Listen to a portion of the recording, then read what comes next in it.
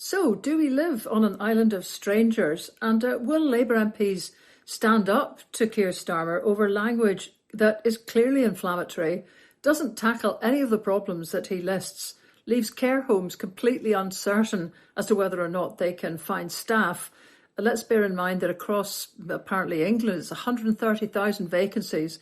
In Scotland, there's something like 3/4 of nursing homes have vacancies. There's definitely a long-term solution needed, but in the short term, how will these premises and essential services manage to continue? So we discuss that. We look also at the Scottish election and ask whether Reform might do the unthinkable and offer a second referendum to try and poach independence voters. Those are the headlines. Now for the podcast.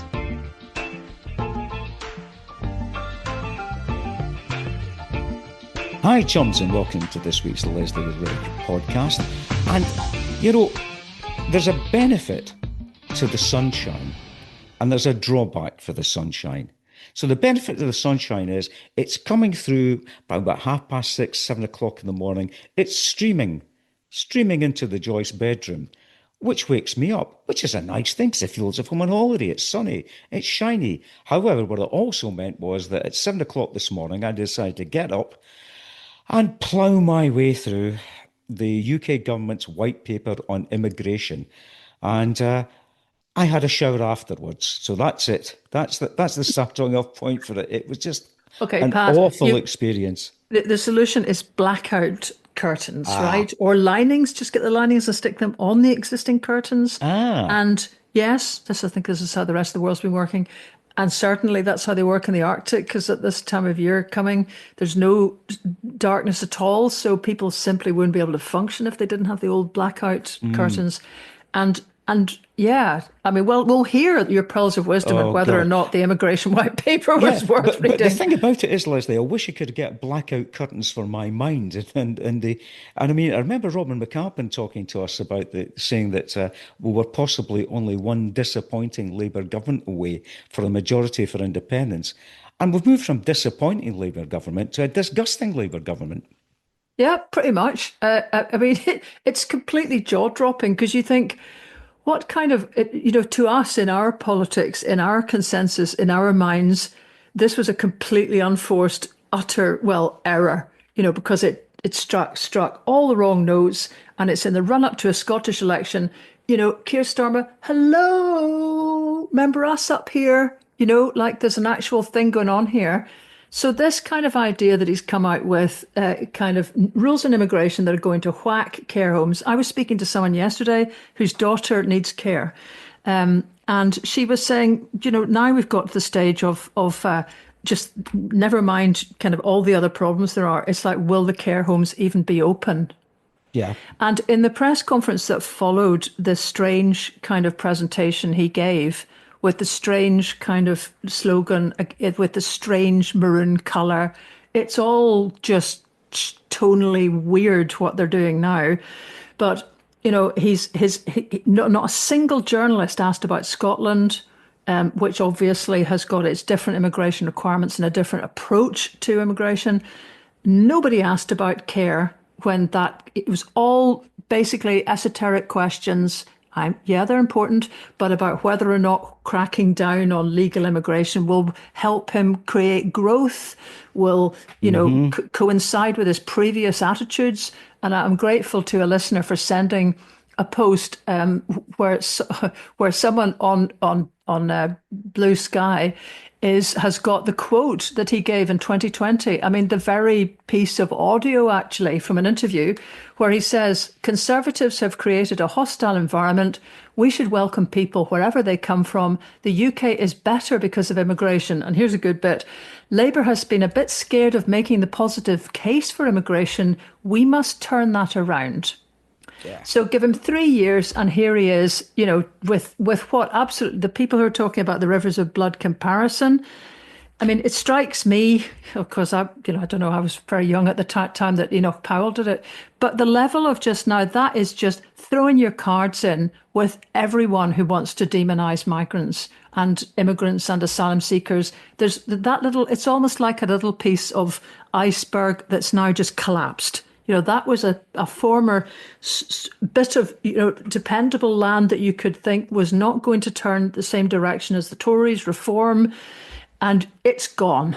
So, that is just extraordinary. And the kind of comments, I mean, I've got to say, I did a wee tweet Oh, yeah. having listened to Good Morning Scotland yesterday, or was it Good Morning Scotland? No, it was News Drive. And it was Fiona Stalker who had one of the hapless MPs for Livingston in and was going over this. And, all of them, when you look at them trying to defend this, including all of them, Yvette Cooper as well, they're all hesitant. They're all on autopilot. It doesn't make sense. They're all apologetic. They're all trotting out lines that don't answer what the person has just asked them. But what Fiona Stalker asked him 3 times was, are we living in an island of strangers? And he couldn't answer.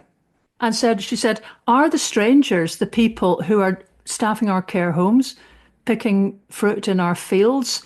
And just went through all the different kinds of jobs that are most often done, working in our hotels. Are they the strangers? Is that the people we should be scared of? And I mean, at least he could see, the direction of travel. And that's the thing. Once you're in this conversation, you suddenly realize what a nauseating and ridiculous and revolting idea they're now walking towards, because they're absolutely splitting anybody who's not sounding native Scottish away from, or British rather, or English, let's get to it, Yeah. away from everybody else in a way that, when you listen to people trying to articulate it, they'll say, but people, if people seem to have this worry about, well, blow me, people seem to have a worry about Labour having turned into the Tory party. Are you going to act on that? Do you act now on what people seem to have a worry about? They aren't even honest enough to say it is an actual massive problem. I mean, they'll give the statistics, but when it comes to the bit, they seem to be blaming it back on the public and sort of saying, you seem to have a problem with this. And of course, by that, they are saying the south of England. So it's shocking. But anyway, I rant on for no particular end because you have read the white paper.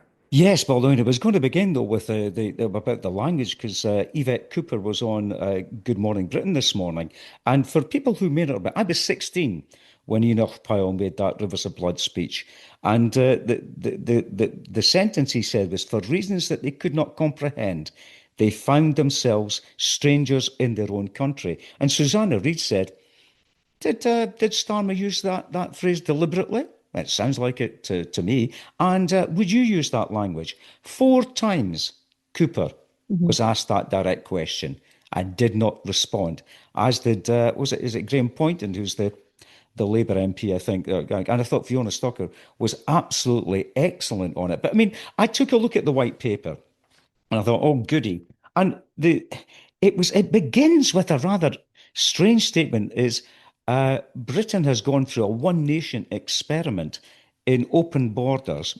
That's under the Conservatives. And I thought, one nation. So what he's actually done at that point is attacking one-nation Tories, if you like, and he's attacking them from the right. It is a direct reform line. And when I started to read through this whole introduction, I could not differentiate between Reform's manifesto in the 2024 general election and the statements that was made in this white paper. They said that the damage done to our country by this rise in immigration is incalculable. And here's the point. Public services and housing access have been placed under too much pressure. And I looked at the Reform manifesto. Record mass immigration has damaged our country, has pushed Britain to breaking point. There's a housing crisis, a benefits crisis, and separate communities that reject our way of life. And most terrifyingly within it, when I went through it in this general introduction, they link stagnant economic growth and living standards since 2019. They directly link them to record levels of migration. It's there in a chart. They actually talk about that. And that was one of the horrific things, is that at every stage of the process, they're not looking at the intrinsic nature of the British economy, the privatisation that's taken place, Brexit. Well, no, Yeah, that yeah, old one. let's all that one, because funnily enough, GDP in the UK is lower than that in the Eurozone. Oh, funny that one, and. They go through this all the time, and it's as if they were reformed. They are directly linking every ailment that pertains in the UK economy and the pressures that people are facing in terms of housing, etc. They talk about the benefits crisis, they talk about all these matters and low levels of income, and they relate it back to migration. And it's just, before we get into the specifics about the sectors, because it's like shooting peas through a bit of tissue paper when you actually look at some of the statements that they've made. And as for Scotland, what they say is that impacts of high levels of net migration are not felt evenly across the UK. Well, there's a euphemism, because they say in 2024, 21% of payrolled employees in England were not UK born, 12% Scotland, 11% Northern Ireland, and 10% in Wales. Yet still they turn around and say there has to be a single immigration system across the UK. And what they've done is they're setting up a quango called the Labour Market Evidence Group. And that's directly linked to Skills England, which you can talk about. But they say they're inviting contributions from the relevant bodies in the devolved governments to capture what they call evidence variations, whatever the hell that means. And in the Yvette Cooper statement, and it's the typical thing that's happening now. She's standing in front of the Union flag in this whole statement that she makes about these terrible impacts and the pressures that immigration and net migration are making on the United Kingdom. And she's standing in front of the Union flag, but carefully draped. So you literally see the tiny segments of blue of the Saltire, but it's a St. George's Cross up front about it. It is a St. George's Cross, and that's what they're going for. But and I can go on about the stuff. I mean, you talked about social care. I think there are 131,000 vacant posts in adult social care in Scotland. In England. In England, well, no, in Scotland. Well, it's in England too then. It was the same figure for, strangely enough, on Yeah. Channel 4 last night, but still. Well, yeah, well, and that's an odd one, because I may have got that wrong then. And what they've said, that of course the recruitment is going to end in 2028. And one thing that's not being done about it is the levels of pay within the social care system. It's not being done. And I fundamentally object to them being called lower skilled, Lesley. Oh, I mean, yeah. that is just, That's completely it, isn't it? I mean, just from memory, because, Christian and Gurumurthy had a good go last night. And actually, Gary Gibbons, the political correspondent, also had some interesting analysis of all of this. But what they were saying was that it was about 130,000 vacancies, and that of the number of visas that people are coming in to do care is 9,000. yeah. So it's a tiny proportion, but but even that doesn't matter to be able to make the big point to reform. You'd have to say that Gary Gibbons actually had looked through the stuff, obviously not as in depth as you, since it had just come out, but he was kind of saying the language was completely astonishing and shocking. But actually, the measures within it, he said, this is becoming a Labour characteristic, that there's a really sort of strong kind of language ahead of something. And then when you look through the detail, Yeah. it's not clear how much difference it's actually going to make. I mean, one thing that people have picked up, it's again, but that is the point, because it's the branding of stuff that is working for England and hacking off Scotland. And it's because we're different countries. Now, I know people will come in and say there's people worried about immigration in Scotland. Yes, there are. Look at the statistics. It's just less. And, there's cross-party agreement Yep. in the Scottish Parliament, which even, was mentioned by BBC correspondents. When they're asked about it, they'll say there's a settled will in the Scottish Parliament to need more migration of all kinds to Scotland. Keir Starmer also, in his rant, was telling migrants you should speak English as part of the kind of measures. And that set a whole lot of other stuff off, with everybody. Obviously, the Gaels actually saying some pretty choice Scottish Gaelic, away and shite yourself, basically, in Gaelic. But, all the Welsh, absolutely furious because, it's got the same legal status as the English language in Wales. And it's bringing all sorts of people, forward who are not normally the kind of people who are on the battle line with this kind of thing. I mean, David Aronovich, who is a pretty, kind of old style Labour hack, and a Radio 4 presenter said, my grandmother couldn't speak English. Would she have been sent back to Russia? So, I mean, he's managing to antagonize a really unusual cross section of people. And I mean, I see in a piece in the National, James Dornan, who's an SNP MSP, replied to this on Twitter and saying, you truly are a little Englander. Let's see how you cope if other countries follow suit and all these Costa del Fortune residents come back with their illnesses and disabilities because they can't speak the local language there.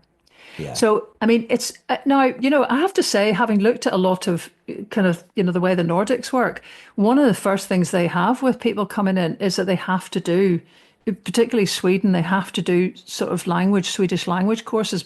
And the same in Norway. When I was in Norway doing the old PhD, there was a bunch of lassies there from the Philippines who'd come in and they were having to learn Norwegian.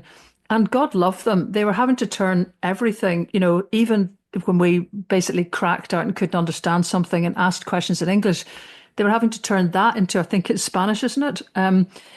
So the level of kind of linguistics acrobatics they were going through was completely breathtaking, but they had to do it. So there is that in countries. I'm just saying that does exist, but it isn't a barrier to them coming in.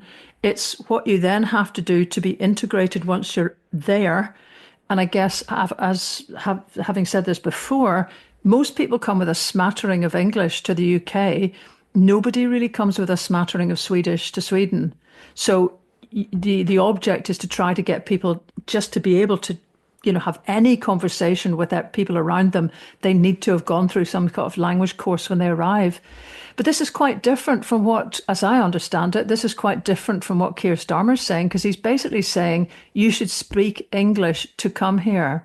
Yes, I mean, and it's at, oh gosh, I think it was at B2 level, which is a significantly higher level than it was previously. I mean, I had a look at that, and it's the ability to engage in complex conversations, to analyze complex sentences, to write complex, to absorb and reinterpret complex information. It's a high level degree of skill. And the other aspect of it as well, it's expecting that any dependents that come over here should be able to communicate in basic sentences and understand and communicate, and string together sentences and everything like that. I mean, it's a high level of that. But the fact about it, Lesley, is, and coming from a further education background, unlike other countries, where's the funding coming from English as a second language education? Where's ESOL coming from? And again, within that framework, they talk continually about upskilling and things like that. But I mean, the Department of Education down in England is going to be cutting about 4% from its budget, which is specifically designed for upskilling and training. And it was one of the things that they noticed about that is that one of the things about it is the fact that if you're going to actually engage, and it's got to be by 2028, we're going to have to fill all these vacancies for this lower skilled so-called work. There's no details of skills or training initiatives. In fact, the Further Education Week investigation, this is again purely in England, discovered that nearly 200 training providers had ceased delivery of level 2-3 adult care worker apprenticeships since 2019. And there was this big focus on apprenticeships. And there are 10,500 fewer social care apprentices in England than there were in 2018-19 on the last figures. Which again leads us into this whole thing. I mean, one of the other things that he talked about, and it was a spurious link he made. He says that the number of engineering apprenticeships had, I think, fallen by half, whereas the visa applications for engineering professionals had doubled. Well, I mean, it was apples and pears he was comparing. Yes, they've gone down to from 26, just under 27,000 in 2021-22 to about 18,500. This is in England in 24-25. But again, they'd gone up by only 2,000. It was 3,500 up to 5,500 professionals coming in to occupy that. And what it didn't take account of entirely was the background to why apprenticeships are not doing as well as they ought to, right across the board, but particularly in engineering. Research has shown that, again, degrees are seen as more prestigious, you know? Then we'll have to get into the fact of, let's look at what apprentices get. £7.55 an hour. And no matter what age you are, if you're in the first year of your apprenticeship, you'll get your £7.55 an hour. You won't get the minimum wage at the appropriate level until you actually pass your first year. So if you're someone who goes in to become an apprentice at 21, you're on £7.55 an hour until you pass your first year, and then you go up to the 12.21 thereafter. And there's whole other ranges of things that need to be done, apparently, about the apprenticeship levy, which is very, very complex and complicated for employers to get the money back to do it. There's all these sorts of things going on. This is all omitted entirely from the white paper, and it's about immigration. That's it. It's the simple one-stop shop solution to all the economic ills that the UK has, which we know were initiated by the complete acceptance of this privatised, man mind thyself, individualised, devil take the hindmost neoliberal system that we have, and that was embraced by Tony Blair and embraced by Starmer, despite everything he said and all the lies he chose to tell in order to become leader of the Labour Party. Yeah, and I noticed that everybody's been trying to get Anna Sarwar to come on and Yeah. state his position on it, but as ever, he has done a duck. But the thing is, you raised there is absolutely, this is about skills, because again, if you're looking about care staff, and there'll be so many people right now scared about what's going to happen. Channel 4 once again had a Nigerian original, a lass from Nigeria originally, who's been working here for 2 or 3 years, now sort of not sure about the whole environment and not sure what it means, whether it's just new, this will now apply to new people coming in with visas, or whether it applies to her ongoing visa. But just by the skills needed to do care. The Channel 4 thing had got comparisons with wage rates, and it's £11 an hour to be a care worker. It's about £11.50 to work in a supermarket. And why would you take care?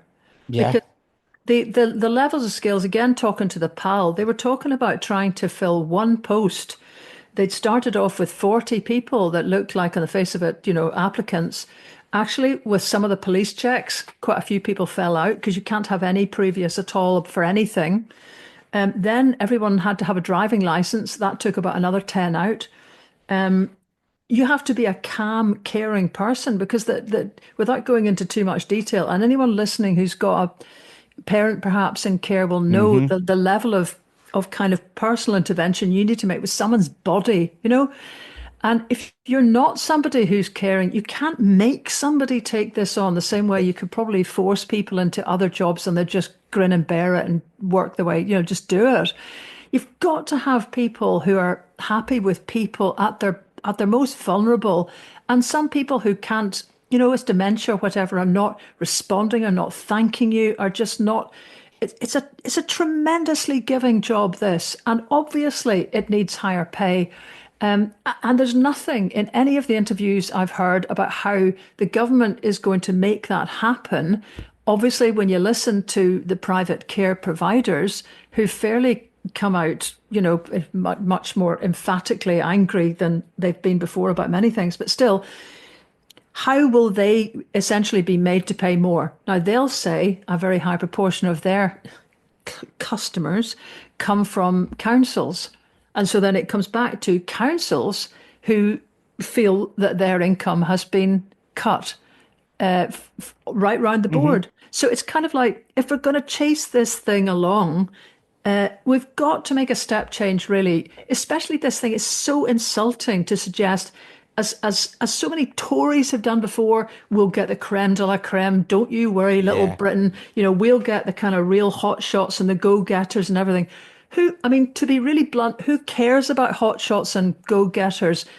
Let's grow our own of them, because the talent, if you don't believe the talent's here, just leave yourself, right? Because that's all potentially here if you took half the obstacles away. But what we need for the interim is the people who've got these incredible personal skills to come in and fill the gaps. And sure, you might say we've got to sort the issue of low pay out, and low pay at the standard of what someone would expect here. Another thing which someone mentioned to me, here's just a small example of the difficulties that arise, is that you have to come out of your job to apply to go into to take a care job. But the process of checking that you're okay, what's it called again? I've suddenly forgotten the word. Just verifying, everybody has to go through it to make sure you haven't, done bad things in the past. That can take up to 8 months. And so some people have ended up coming out of a job to make themselves available to take up a care post, and have sat there without anything for up to 8 months before they can be accepted. So, there's all sorts of problems about this, and it would just be great if we could get a focus on it and just work through these. I hope that people listening to this, listening to Keir Starmer, have both an instinctive revulsion Yeah. at the language, a canniness about knowing exactly what it's all in aid of, with the local elections and reform and so on. And also a sort of enough of an understanding of the nuts and bolts of life from their own lived experience to realize that we have to be able to cut free from policy being drifted around just to try to see off a guy who owns his party. It's still his private company, reform. Yeah. If this is the totem, if this is the measure of what will determine policy from here on in, we know it's a matter of getting the nuts and bolts right, and that's what has to happen in Scotland. And come on, we have to get to a stage now where we drive towards the opportunity for another referendum.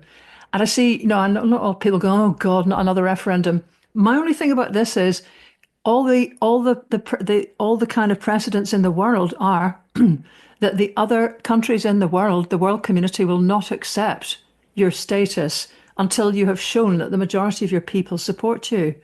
So, having looked at all the Nordics, the Estonians, all the rest of them, they all had referendums that gave them the status, the validity to move forward. I see that John Swinney is saying that Scotland will have an independence option while I'm a leader. Yeah. I mean, that somebody's managed to winkle out that clear sentence from quite a lot of not very clear, just stuff basically following the programme for government. But it's not, there was an interview, I think it was Martin Geissler It on was, yeah. the weekend, where he did say to him, page one, line one, independence. And Swinney didn't answer. He just went round the houses and didn't say yes. I mean, it was, I mean, I watched that interview as well. I mean, and I'm trying to be as generous as I possibly can. And I came out of it saying that what I could identify there was he was delineating, I think, a strategy, which is that he was talking about we're going to focus on the priorities of the Scottish people, which are the economy, cost of living crisis, the National Health Service, child poverty.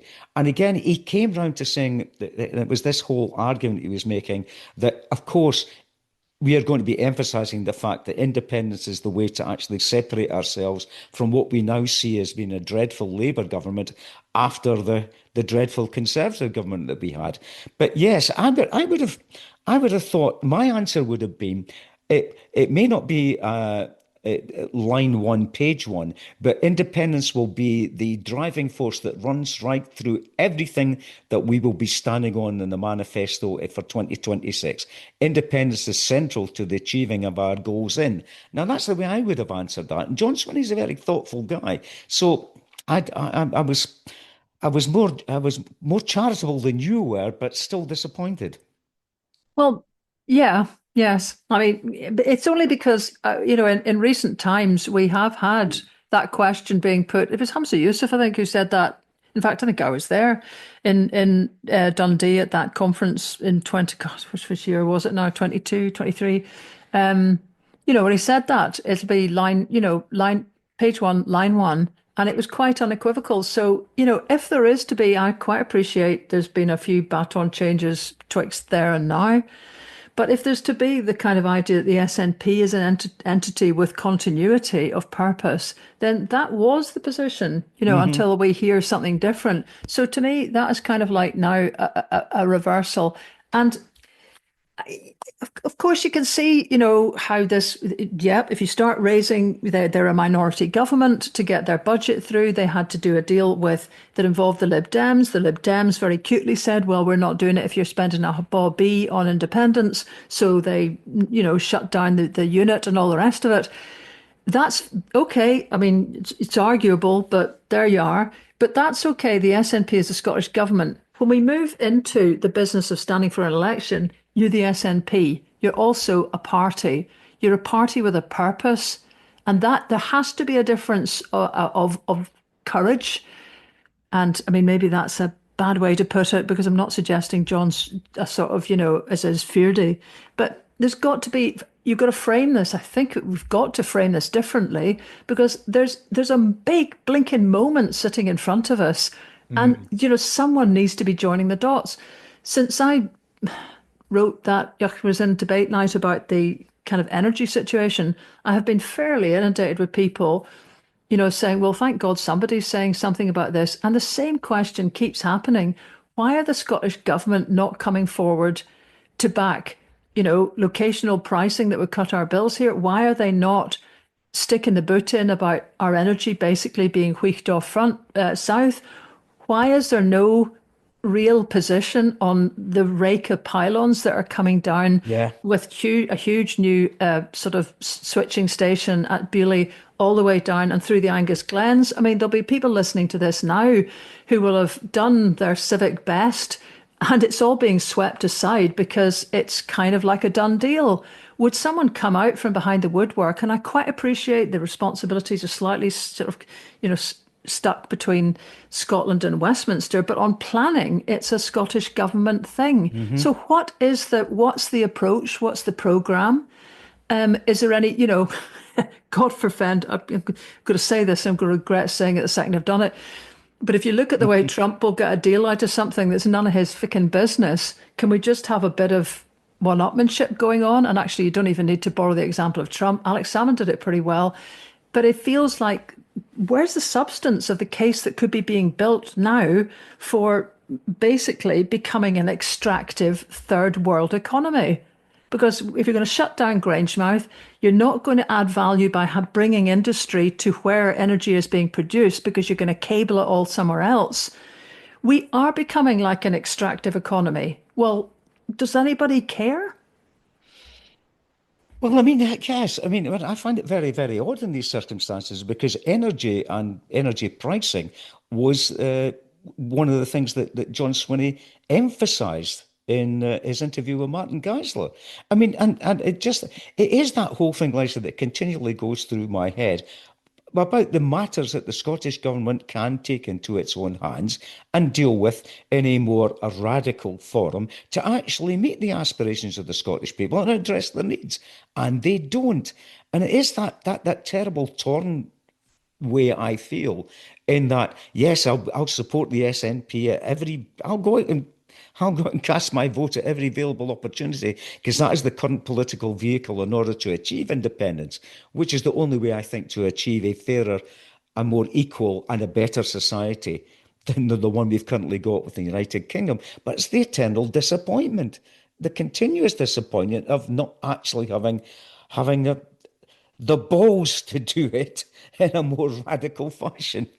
Well, it's a bit like I thought you were going to move into a football analogy because God knows, Oh Pat, no, it's well over time. But, it's like no. being stuck in an endless game that's 0-0, I mean, okay, you're going to watch and you're a loyal fan and you turn up and everything.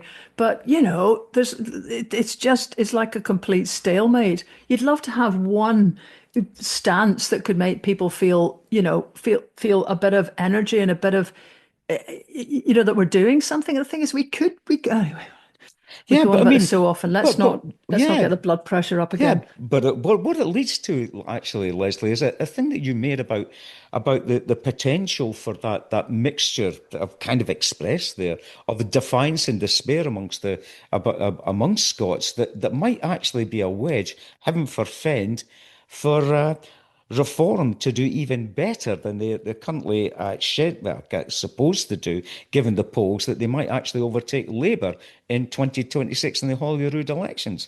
Indeed. I mean, sometimes you have to you have to really check out what's happened since the last podcast because everything seems to be happening at such a rate of knots. You either think we've already dealt with it or whatever. But indeed, that opinion poll, YouGov polling, that put Reform ahead of Labour for Holyrood and ahead of every other party combined for the next Westminster election.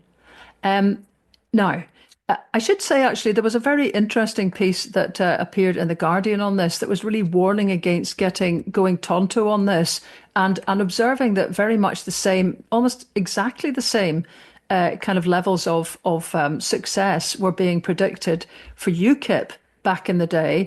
And in fact, by the time they got somewhere close to, well, the time they got to an election, it had pretty much fizzled out. And it's kind of, he's really saying it's like, everybody now is overdoing this massively because there's nothing new. He's also, it's in fact Simon Jenkins, he's old enough, he says, to remember that the most sensational third party by-election wasn't, the one that Reform just won. It was in 1962 when the Liberals won Orpington. Orpington, God. Right? Yes. And it Oh says dear. their candidate slaughtered the governing Tories with 53% of the vote, which is way ahead of how Reform's performing, right? And so, with one voice, the media declared the end of two-party politics. Orpington Man was born. Yeah, You yeah. maybe remember this? Oh, yes, I do. In 1962, I was 2 and living in Northern Ireland, so not so much.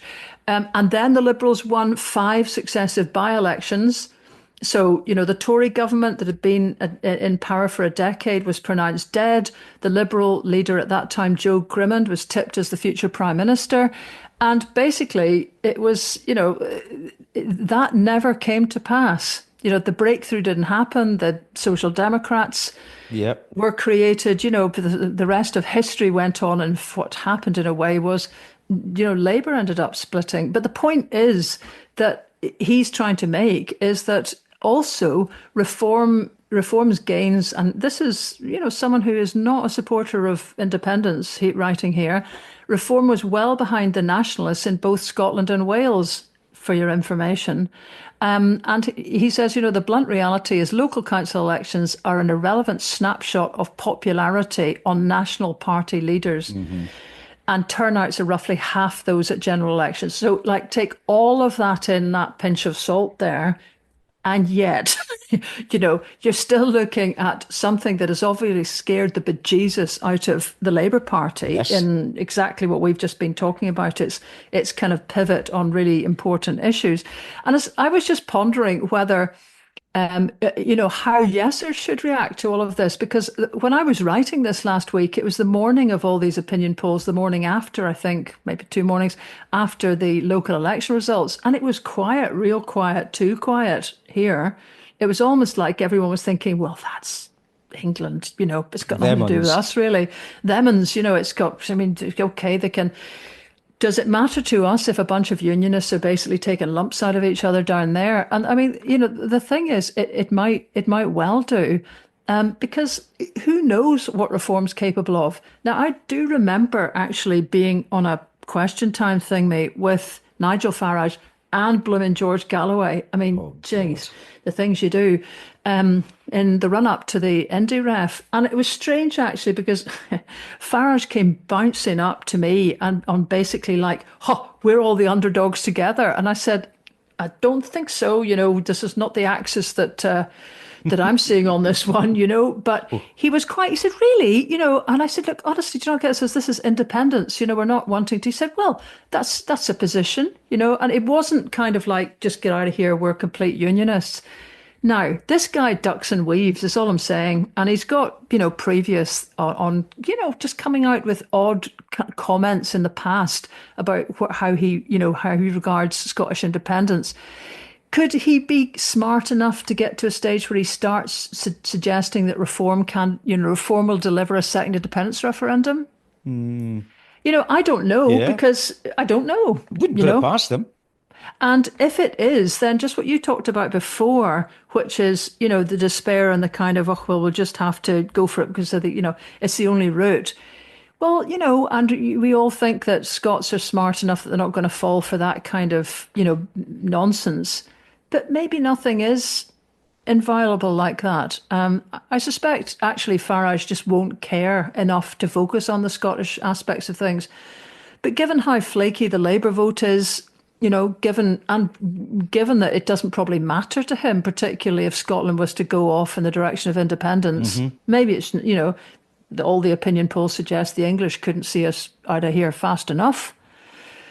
There might just be something in there that might happen, and all I'm sort of saying is let's not be completely complacent about this stuff. Well, what you've also got though is the Reform don't need to win any general elections. All they need to do is shift the Conservative Party and the Labour Party, who still are the two major parties at the UK level, in a direction that actually suits the Reform agenda. And they've done that already. We can see that evidence right in front of us. So yes, I agree that, I mean, because you can already see Reform falling apart. I mean, so many councillors having to resign, packing it in, all the issues that to do with people who are, discover how flaky their views are, and those who have not carried out the correct procedures and resigning their council jobs before actually becoming councillors, etc. So already it's looking a shambolic setup. But at the macro level, in terms of moving the policy direction in that direction of anti-immigration and that single issue and the simple solution, they've actually won as far as the Labour Party is concerned. Well, But yes, because actually, just there was a quote that from the Times I just mentioned in the column, which was a senior Labour insider had said, Nigel Farage has no government departments, no ministers, no budgets, no civil service, no staff of hundreds, and yet he is writing the story of British politics. Meanwhile, Keir Starmer has all the powers of the British state, but does not have a story. yeah, Now, the question is, does the SNP?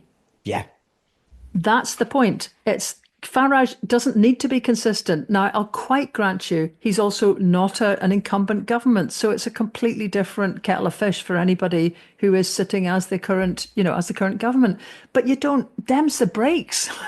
You've got to have a compelling story of where you're going. And the comment made by that Labour insider is that we're just sitting with a bag of spanners, essentially, a whole bunch of policies that don't really mesh together unless they mesh together in a very Reform kind of way. It feels to me like we've got a sack of Scottish spanners where we've got bits and bobs and this and that and mitigating and blah, blah, blah. And, we'll go for independence, but not sure if it'll be line one. And, it's basically a sack of spanners. It's not a story. A compelling story is one where you say, every independence that's been achieved recently in the last 150 years in our part of the world, the North Atlantic and Nordics and whatever you like, has been achieved mostly on the back of big change in the mothership and an energy revolution. To interesting. me, that's the Yeah. story. Now, if you don't want to tell that one, I kind of wonder why not? Oh gosh, yeah. Meanwhile, I mean, I'm gonna shift back to the sack of spanners that is currently Labour Party policy. I see there's a couple of rebellions on being carried out. I mean, and latest reports say as many as 100 Labour MPs have sent a letter warning Starmer that they won't support the cuts to disability benefits. Now, I saw the original 40 letter, and it was the usual suspects, John McDonnell, Diane Abbott, etc. And I could only identify one Scottish Labour MP, Brian Leishman, who was a signatory to it. So that's one that's racketing down the line. But still, even though 100 Labour MPs rebelled, no, he's still got sufficient majority to force it through, because I reckon that the Conservatives will, unless they strategically, they would vote with them. But I mean, he's still got enough to get it through. But it does signify, I keep wondering why these Labour MPs are still members of the Labour Party, because it gone so far away from the values that I recognised when I joined the Labour Party back in 1979, specifically because, I mean, Jimmy Reid was standing in Dundee East. And I went down and joined the Labour Party and worked on the campaign trail for Jimmy Reid. And I genuinely thought it was the socialist alternative that could actually work. And I had a glimpse again under Michael Foot and a glimpse again under Jeremy Corbyn. That by that point, I mean, I'd left it with Blair over all sorts of issues. And again, the rejection of Clause 4, the Iraq War. I resigned from the Labour Party, and it's just slowly but surely morphed. And again, as I said before, it's something I do not recognise. And I just wonder how long it'll take these MPs and not only Labour Party members, but Labour Party voters to discover that what they're actually involved in is propping up a right-wing government. I suppose there's a kind of wheesht for Starmer, thing going on, but big style at the moment. But I mean, quite apart from all of that, I don't know if we're cantering in this direction with groups of Labour MPs. Yeah. There's currently, this morning, there's 69 Labour MPs and 6 peers in the House of Lords, Labour peers, have signed a joint letter to Starmer urging him to recognise Palestine by working with France. There's a joint summit coming up, which, Macron has really pushed. He's sort of urging people to recognise Palestine. He's calling a conference in June, and these parliamentarians are encouraging Keir Starmer to join him and basically get with it. It seems that Number 10 hasn't responded to that. David Lammy has confirmed the UK's in discussion about it. So who knows if they might actually get off their backsides and do something about it. But of course, in the meantime, everything in Gaza is it's utterly intolerable now. And the pictures you see, they're just awful. There's pictures comparing people who were sort of liberated, from Auschwitz in 1945 with the faces of people starving in Gaza right now. It just can't happen fast enough. But June is 2 weeks away. So if this is something that could gather a bit of head of steam, it's got to happen. Yeah, well, I mean, I don't know if you noticed the pernicious UK lawyers for Israel statement that, of course, I mean, they came out, and this is obscenity upon obscenity. They actually stated the obesity levels that were pre-existing in Palestine before October the 7th, and suggested that this was actually going to be improving the health of Palestinians. The stopping of food, and the disgusting David Mencer, who was a significant figure in Labour Friends of Israel before he became the Israeli government's official mouthpiece. I don't know if you saw the interview that he had with Mark Austin, but he was denying. No, and he says, "Oh no, because we can't say Hamas are stealing the food that's sent in, so we're not going to send food in." So I mean, well, it was just and refute and saying that Mark Austin, every time he raised an issue to do with anything to do with Israeli actions, you're giving the Hamas line, and that's all he went through there. But Lammy himself, I mean, this is the other thing, who's concerned and really upset and is urging the Israeli government to actually do things differently. I mean, he may be up for misleading Parliament, because there's an interesting research to be done. And I think this was genius, using Israeli tax authority import data from September 2024, when all the embargoes are taking place.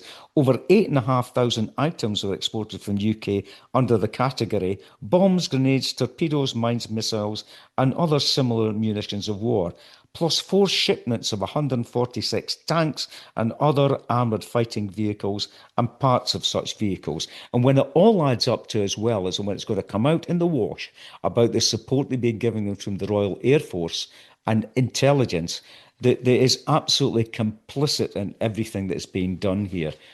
And I saw something. I listened to an interview with Omar El El Akkad, who wrote a book, One Day Everyone Will Always Have Been Against This. And he said that the ultra-right Zionists, yes, you can get angry about their appalling views and perspectives, but he points the finger directly at Western liberals, the polite Western liberal. And what we've got here is that the notion, we are now coming to the notion of that they're breaking away from the polite Western liberal ever stood for anything at all. And he said that what it's about, and it goes back to the whole point he made, that he was in Canada and there was a whole thing going on there that anywhere they spoke at book festivals when he was introducing his book, was always about, we are now on the land that was once owned by the indigenous peoples, and they named the nation that was within them. And this happens in Australia as well. And he suddenly came to the realization that empathy is easy and empathy is performative once people are safe. So the children of the oppressors, with all the stolen wealth and privilege in their hands, he says, can safely celebrate the old resistance and claim solidarity, but only in hindsight. And he says, yes, the right will sign bombs, and the liberals, their empathy is performative and will stop at a sign placed on their front garden in their lawn. And he says, and it's the children of these people who are complicit in the genocides that have gone on, the liberals, who are really to blame on this. And I recommend the book, One Day Everyone Will Always Have Been Against This. And I listened to Alistair Campbell and Rory Stewart, and now you've got The Guardian coming along, and The Independent coming along, and all these people who, for the last 18 months, have been nodding their heads along with everything to do with supporting the Israeli government. And suddenly, now it's got to this point, they will always have been against it. And that whole thing, I think, was an amazing analysis of the Western liberal democracies and the myth of their standing up for human rights. Yeah, yeah, totally. I should say that we had an email from a listener, Maggie Gordon, who was sort of thanking us for the coverage of the genocide, and said that I found Paddy's comments on the evolution of his own thoughts particularly enlightening. I don't know if that was your one where you basically Well, fecked your way through it, but anyway, yeah, well, and so on. I think it was probably before that, Lesley, where it Yes. actually started out when the fact I bought into the Zionist myth, and that's the way I was brought up. But anyway, she's pointing out while she's at it that there's a few seats left for a night for MAP, which is I never get this acronym right. Was it Medical Aid for Palestine? Is that Yeah, right? yeah, or Palestinians. Yeah. Anyway, so that's that charity, which actually the National have supported in a huge way and done huge kind of benefits and crowdfunders for. But anyway, a night for MAP at the Queen's Hall, Edinburgh, Friday the 30th of May. I just looked on the link, and it's in the information with this podcast. There looks to me to be about 40 seats left. I'm seeing Corrine Polwart and Lau amongst other performers there. So it's going to be a really good night. It would be great to have that sold out, and I'll certainly be buying a ticket as soon as we've finished this podcast. So thank you, Maggie, for that. And I should say as well, I was at a Believe in Scotland Yes. event on Sunday in Dundee, which went incredibly well. I mean, again, it was a beautiful day, but I think we're getting so used to beautiful days now that you begin to think, oh, well, we could just spare this one to go and do something kind of a bit worthwhile. Anyway, it was a great event. A woman came up and spoke to me, and as people very often do, and said, I'm not sure if she's a subscriber or a chum or what she was, but anyway, with the podcast. And she said, you're the reason that I'm here. And I said, fine. And she went, no. I came from the United States to Scotland to live. Oh, God Wow. almighty. So Lynn, if you're listening, right, nice one. I'm sure there was probably more to it. You must have had family links and all the rest of it.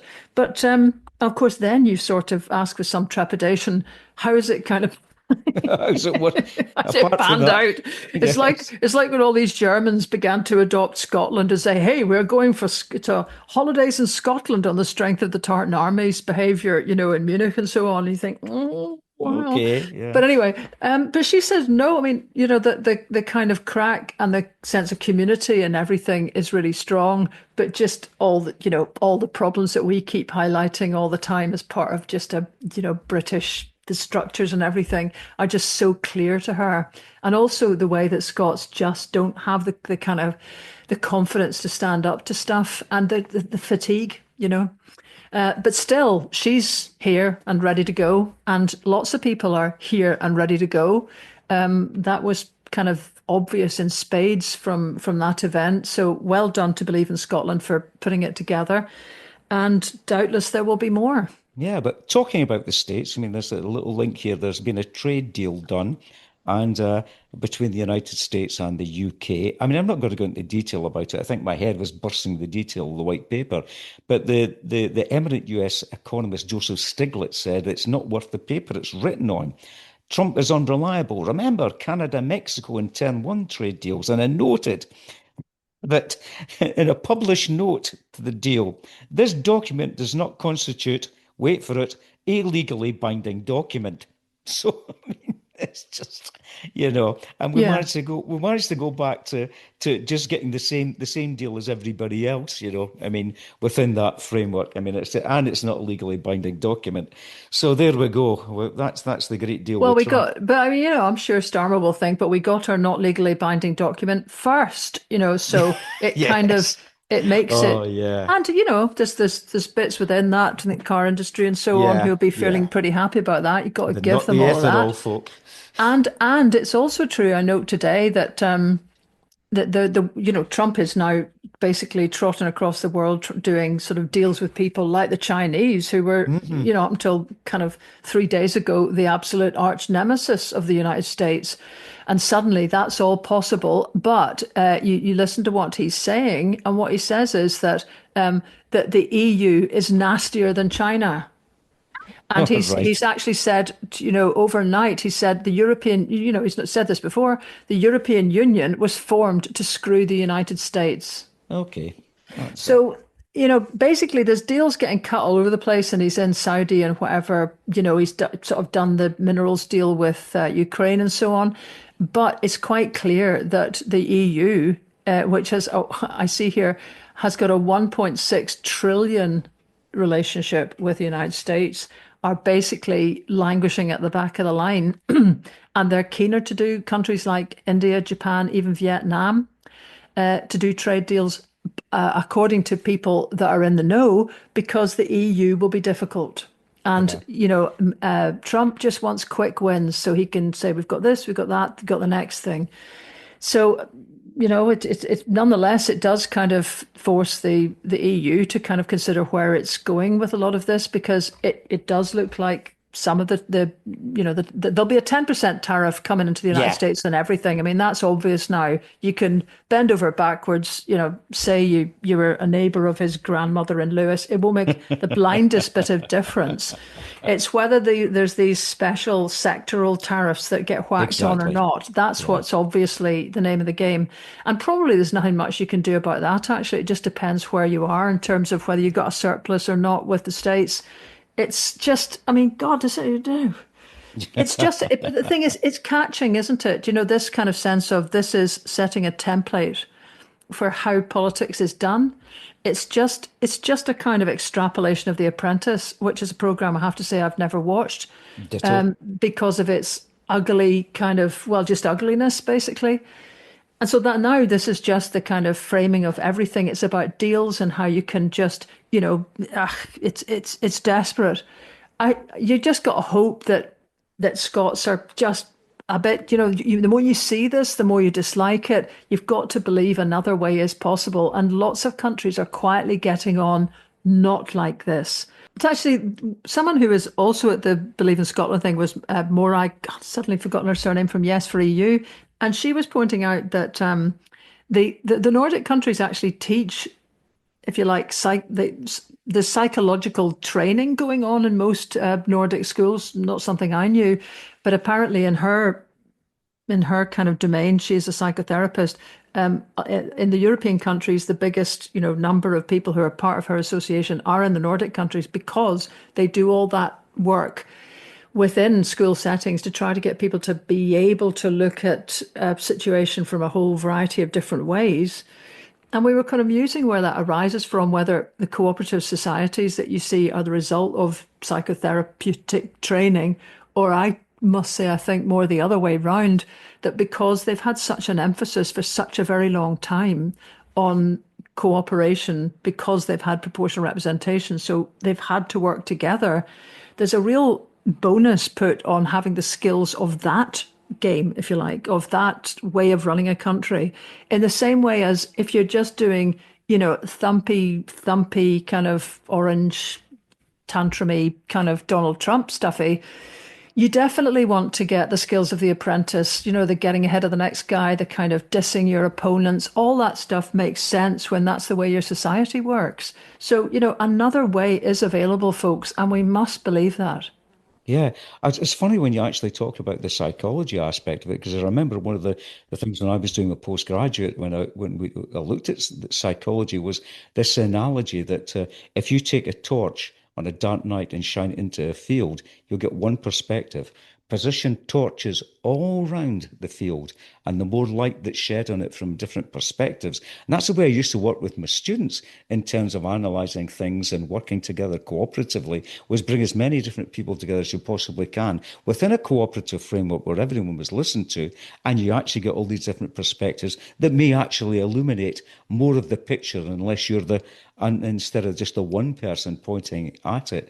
Or the also thing I was about to say, what Stiglitz also said about Trump was in The Art of the Deal, that his statement was, you pick off the weakest first, and then you go for the strong.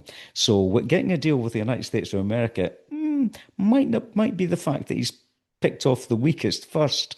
I don't know if you saw Mark Carney in the situation when he was sitting with Trump. Oh God, that And was priceless. Really priceless. have you heard the phrase grey rocking? No? Which is, if you're dealing with a narcissist, what you do is you actually become the most bland, unresponsive person that you possibly can, and when they punch hard, it's like there's nothing to force against. But There's he still nothing. had he was great lines Oh, about, I thought just he it was was good. they were quite mumbled, but I mean the one about, well, not everything's for sale, like the White House. I mean it was just like, I thought it was like somebody throwing darts. It was like Yeah, small, very accurately 180, and then he followed that up, or Buckingham Palace. There we go. There's another yeah. one. So, and I noticed there was a fabulous thing going around, a kind of an internet version of that interview with Carney, just as he was sitting on the sofa, but Trump in the position he was, with his head on the body of a tiny little shrunken kind of child, baby, like a little sort of Oh, teddy bear, yeah. holding a teddy bear. And when you see it like that, it's kind of, well, there's so many. You you wish this could impinge in reality in some way, and clearly you can have your laugh, and then you're stuck with Yeah. the actual grim facts of all of this. Trump could still lean on Netanyahu to get this situation Yes. sorted today, tomorrow. It's in his grasp to do that. The only thing it looks like there's no chance of that happening. The only thing you'd have to hope is that he clearly has no, given what the U-turn he's done on China, there's nothing that's basically off the table if he thinks it serves him. Yeah. And he's in with the Saudis. I don't think they'll make a big fuss, particularly about, Palestine either. But nonetheless, you don't know. Yeah, and again, I keep going back to it, that that statement that one of these days everyone will always have been against this, is the fact that I think this is the great moral divide on which side you actually stand on. Just to lighten things a little bit, Guy Pearce, who's actually been very outspoken, the Australian actor, terrific actor, who's been very outspoken in support of the Palestinian cause. I've been watching a series of his on 4, which has been catching up on, called Jack Irish. I don't think I've mentioned this before. Interesting when you actually find out where the name Irish comes from, I think, but it's a tremendously enjoyable series. It is political. It's got points to make. It talks about migration. It talks about international development and property developers, etc. It's very, very well done. It's enthralling. There are 3 series. There are 20 episodes across the 3 series. There are a couple of feature movies made of it as well, and written by a tremendous Australian author called Peter Temple. But I believe hats off to Blue Lights, which has been incredibly successful, and one I've yet to watch, Lesley, despite your recommendation. Well, I think this is basically a cop series on BBC One or something, or two, but it's a BBC One, isn't it? And it's about a police squad in Northern Ireland, and if you were brought up there, it's just dead on. It's so very believable. Now, there's a lot of people will just, in a way, if you look at anything, it's the kind of, it's not the successor to the RUC that anyone feels any particular loyalty for. And yet, you're looking at things in the prism of trying to maintain a situation where you've got ordinary crime, the gang crime that's, filled into the void of many of the paramilitaries. The paramilitaries still on the go. I mean, and then just ordinary life on top of it all. It's really a tremendously skillful kind of balance of stuff. So I think there's another series coming of that soon, as indeed there is another Slow Horses coming. So, it's Oh all yes, good. ponying along. So all this not doom and gloom if there's another series of Slow Horses coming along, which actually just brilliant, best thing on television in absolute years. And I think what we've got to do before we go, as well as thanking our subscribers, just to say, the vote on assisted dying takes place in the Scottish Parliament this evening at 7 o'clock.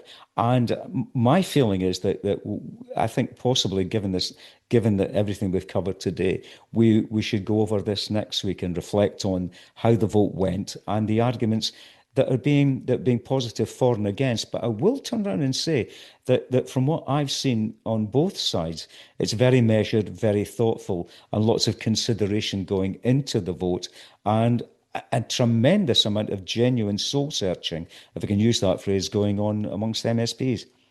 Yes, absolutely. And although I notice, in recent days, if you like, the heavyweights have moved in with John Swinney, Kate Forbes, and then Nicola Sturgeon saying they would be minded to vote against it.